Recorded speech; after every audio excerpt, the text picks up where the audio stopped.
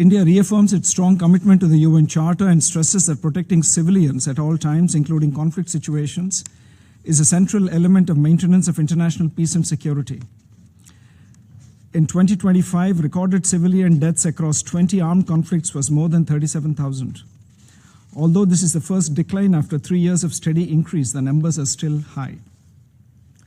Continued civilian casualties, displacement, destruction of critical infrastructure, and attacks on hospitals, schools, medical personnel, and humanitarian workers remain deeply concerning. India calls for zero tolerance to the loss of civilian lives.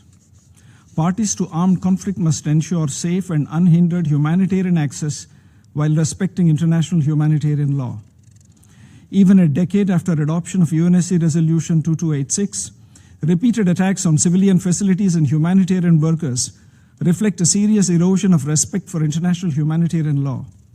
India reiterates that medical personnel and humanitarian workers must be protected at all times. Mr. President, as highlighted in the UNSG's report, the use of missiles, bombs, and other explosive weapons in cities and populated areas remain a major cause of civilian harm. The growing trend of use of drones to deploy explosive weapons in urban areas is especially concerning. The use of emerging technologies, including artificial intelligence and autonomous systems by parties to conflict, must be in conformity with international law and humanitarian principles. Safeguards must be in place to prevent misuse and unintended harm to civilians. Protection of civilians cannot be achieved through humanitarian responses alone. The targeted use of violence against civilians to achieve political objectives, including terrorism, must be addressed comprehensively.